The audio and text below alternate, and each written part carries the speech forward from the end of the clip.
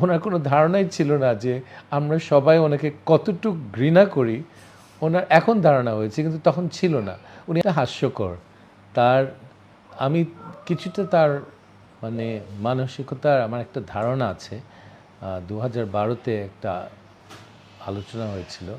তখন উনি আমাকে আর আমার মা আমরা গিয়েছিলাম আমার বাবার হত্যাকাণ্ডের ব্যাপারে তদবির করতে, তদন্তের জন্যে। উনি দেননি।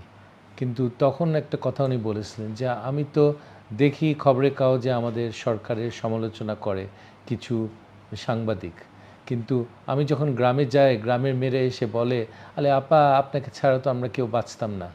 সো দেশের মানুষ আমাকে ভালোবাসে, সাংবাদিক কিছু আমার বিরুদ্ধে কথা বলে। তো মানুষের কণ্ঠ রোধ করতে করতে এমন অবস্থা করেছিলেন যে ওনার কোনো ধারণাই ছিল না যে আমরা সবাই ওনাকে কতটুক ঘৃণা করি। ওনার এখন ধারণা হয়েছে, কিন্তু তখন ছিল না। উনি আসলে আশ্চর্য হয়েছে যে মানুষের রাগ শুধু তার উপরে না, তার বাপের উপরেও তাদের রাগ প্রকাশ করেছে। এটাতে আশ্চর্য হয়েছে, কারণ ওনার এগুলো ধারণা ছিল না।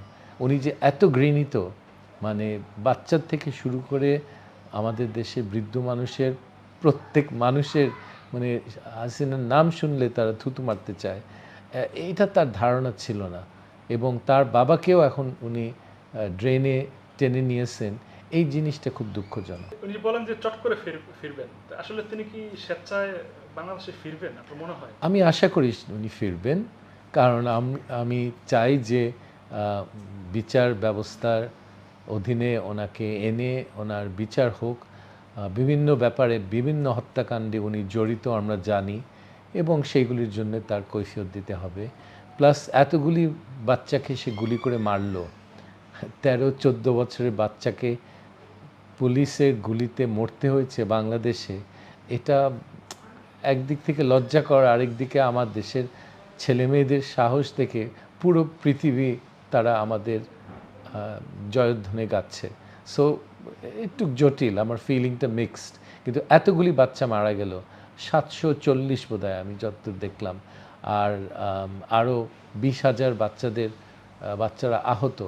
তো এটা মানে কত নিষ্ঠুর হতে পারে একটা মহিলা যে এই ধরনের কাজ করবে ক্ষমতায় থাকার জন্যে। ওনার কোনো ধারণা নাই, ওনাকে কত ঘৃণা করি আমরা সবাই। ভারত কেন তাকে আশ্রয় দিচ্ছে, তাকে ট্রেনিং দিচ্ছে কোনটা? আর যাওয়ার কোনো জায়গা ছিল না, এবং আর কেউ চায় না এই বিষাক্ত একটা মাল খেয়ে চায় তাদের দেশে রাখতে। একটা বিষাক্ত মহিলা, বিষাক্ত পরিবার, এদেরকে কোনো দেশের মানুষ চায় না। তাদের ওখানে যাক, একটা গণহত্যার বিচার যার হবে তাকে নিয়ে কোনো দেশ খুব উৎফুল্ল হবে না তাকে পেয়ে। অবশ্য অনেক টাকা নিয়ে যাবে, সো কিছু দেশ তাকে না চাইতে পারে। কিন্তু ভারত যে কাজটা করেছে, ভারত তো আমাদের সাথে বিভিন্ন ক্ষেত্রে শত্রুতা দেখিয়েছে, এখানেও এটা একটা শত্রুতার লক্ষণ। এটা আমার বেসিক্যালি বাংলাদেশের জনগণের শত্রু হিসাবে তারা নিজেদেরকে চিহ্নিত করতে চায় ভারত। ঠিক আছে, করুক, আমরা দেখব। আচ্ছা, এমনিতে হাসিনাকে আশ্রয় দিয়ে বাংলাদেশের সাথে কি আসলে ভারতের সুসম্পর্ক থাকবে বলে মনে করেন? সুসম্পর্ক ছিল না, আরেকটু খারাপ হবে।